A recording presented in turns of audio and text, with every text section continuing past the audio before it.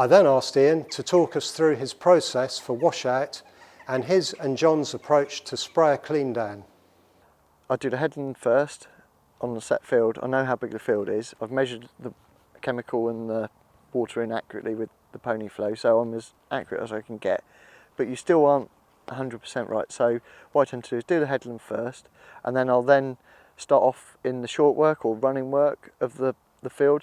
So when I finish up, I can have 3 or 4 nice long, straight, square tram lines to actually look over my shoulder, look on the sight gauge or look on the display in the cab to tell me the amount of product I've got left to apply, so I can adjust my dose rate slightly, providing I'm not exceeding the maximum dose, to use up the right amount. So when I finish the field, the dream is 10 yards from the end of the field, the sprayer goes and runs out.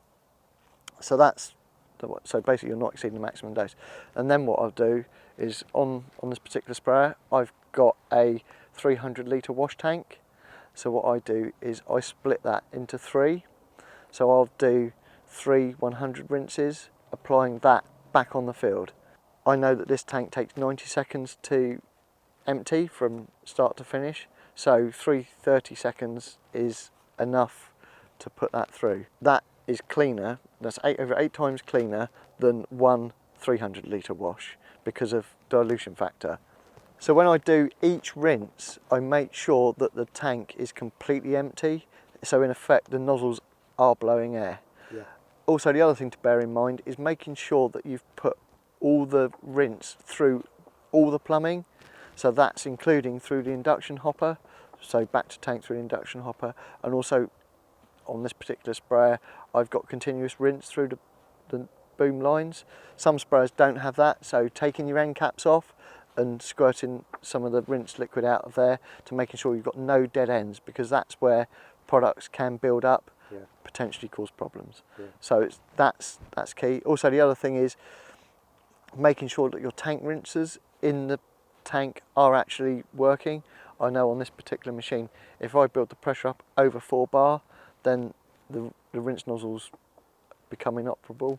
I mean, I check in the tank probably every day just to make sure that it's clean, there's no residue, and that the tank has rinsed properly. I always rinse every night when I finish between each spray load. And one of the beauties with this machine is if I do get rained off or have to stop because the wind's picked up or something like that, I can actually isolate the main spray tank and use the wash tank to rinse the booms out so that there's no build up in the nozzle bodies or the nozzles, which could potentially cause blockages.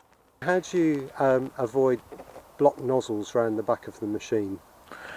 One of the tricks that I learned, I'm pretty sure it's David Curry from up in Scotland, from Farm Sprayer Operator, is I take one of the nozzles off the back frame that I can't see, I swap it another nozzle on the boom to make sure that I can see it.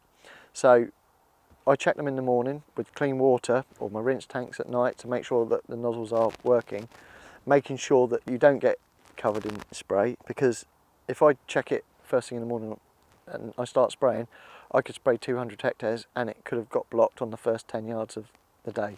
So you're negating that risk. And you do that every time you fill the sprayer up? Every time I fill the sprayer up. I don't change all 4, I just change one each time. Yeah. And so that I know that the nozzle is in good working order by swapping it with one further up the boom that I can see easily. Washing off the sprayer, that's a possible source of contamination, point source contamination. How and where do you do that? I'm lucky on this machine I've got an integrated pressure washer, which it uses some clean water out of the clean water tank, which I can circulate through the pump and wash the outside of the sprayer off. I do that in a field 10 metres away from any streams, ditches or boreholes, land drains as well, bearing in mind where land drains are. So I find keeping all of it in the field is the best solution. John, we've had a good session on managing point source contamination and surface water contamination. What's your views and methods on washing sprayers off? Washing the inside of the sprayer off in the field, that's the place to be, because then it's not a waste product, it's part of what you're using it, is what it's designed for.